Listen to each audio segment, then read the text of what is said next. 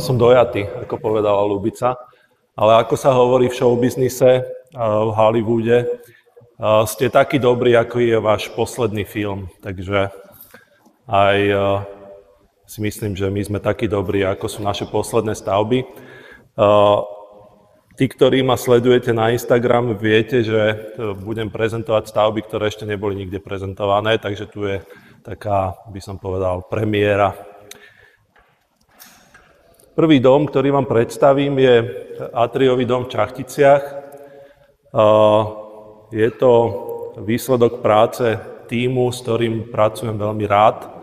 Je to predovšetkým moja kolegyňa Veronika Michalíková a potom ľudia od Bjorna Kierulfa, ktorého určite mnohí poznáte. Veľmi rád s ním spolupracujem, keď pracuje vlastne ako hlavný inžinier projektu spolu s Marianom Prejsom a ďalšími ľuďmi od neho z kancelárie. A nemôžem opomenúť ten subjekt, ktorého meno tu zaznelo už teda veľakrát, a to je spoločnosť Contracting, ktorí sú naši taký dvorný dodávateľ našich stavieb, za čo sme veľmi vďační. Dom sa nachádza na južnej časti Čachtic, v takom developmente. Obec Čachtice sa veľmi mení a rozširuje. My sme zvolili od začiatku atriový koncept, o tom nebolo vôbec žiaden spor, pretože vrátim sa naspäť na časti, ktorá patrí vlastne klientovi tu, pokračuje ten pás ďaleko a klienti tento pás zeme vlastnia a plánujú tam ďalšiu výstavbu. Čiže atriový koncept bol od začiatku parameter, s ktorým sme pracovali, o tom nebola ani diskusia. Ten layout je veľmi jednoduchý, je tam vstup carportu s takými dvoma krídlami, v centre je obytná časť a je doplnená takým servisným traktom. Tuto je vlastne jeho objemový koncept. Takou zaujímavosťou je, že prvýkrát som sa stretol s takým zadaním, že zadaním ma poverila stredná generácia, ktorá tento dom umožnila stavať dvom zrelým dvaciatníkom, ktorí sa práve zobrali. Ale v tom celom procese vlastne bola zahrnutá ešte tretia generácia, to boli starí rodičia, ktorí sa takisto zúčastňovali toho procesu. A nie len zo strany nevesty, ale aj ženícha. Takže postupne som v Čachticiach sa zoznámil s veľmi veľa ľuďmi. A treba povedať, že tá rodina je veľmi úzko spätá vlastne s Čachticami, pretože tá stredná generácia tam vlastní taký výrobný podnik, ktorý pracuje s drevom. A to bol tiež jeden moment, ktorý, keď sme s Ivanom Kolárikom vlastne dohadovali podrobnosti, tak si veľmi oceňujem vlastne Ivanovú veľkorysosť, že vlastne pomohol im, aby mohli participovať na tom dome, aby sa naučili mnohé veci a aby prípadne v budúcnosti z toho biznisu, ktorý teraz by som povedal je na úrovni takej rozšírenej stolárskej výroby, aby raz oni mohli robiť takéto domy. Dom je zo stĺpikovej konštrukcie, možno takou finesou. Je to prestrešenie toho centrálneho obytného priestoru, kde troška sú také sofistikovanejšie materiály ako lépené drevo a drevostyčníkové profily. Tuto je kontext vlastne v obci.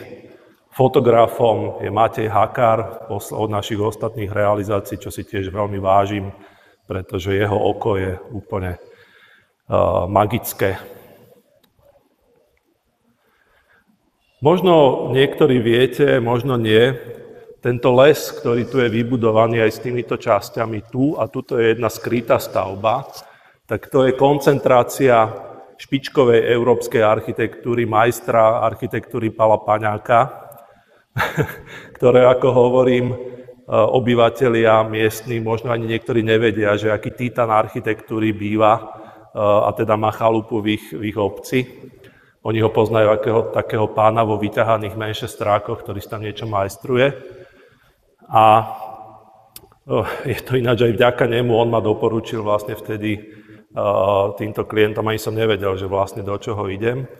No a keď človek sa vlastne dostane do tej situácie, tak som spomínal, že som tam troška tak vrástol do tej situácie. Toto je taká budúca prístupová cesta. Toto je cesta k majstrovi Paňákovi. A keď som tam teda chodieval, tak občas som stretával ľudí, ktorí chodia na prechádzky. Tam akože je to taká obľúbená trasa a komentujú to, čo vidia. A netušia niekedy, že ten páchateľ architektúry stojí tam vedľa. Tak išla raz taká pani s vnúčikom a ten vnúčik sa pýta, že babi, že čo to je? A ona hovorí, že tu bude nové Tesco. Tak neviem, no, možno ako ten Kaufland by ako tiež takto vyzeral. Ako som spomínal, je tam teda tá koncentrácia, to bol Brick Award, Európska cena architektúry pre ten ateliér a potom všetky ceny, ktoré boli pre tú prístavbu, vlastne ďalšiu časť Pála Paňáka. Tak ja hovorím, že až raz Pálo Paňák pôjde ako na pravdu Božiu a bude tam ako múzeum európskej architektúry, tak ja by som mal takú ambíciu, že tu by bol gift shop a záchody. Ale ešte to nemám s klientami celkom ako dohodnuté, ale mohlo by to byť, to je pohľad do atria,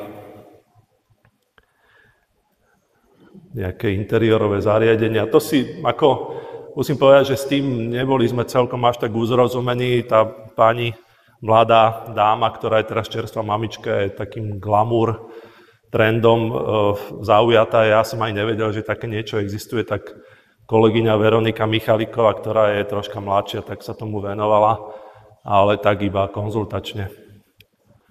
Ale ako môže byť.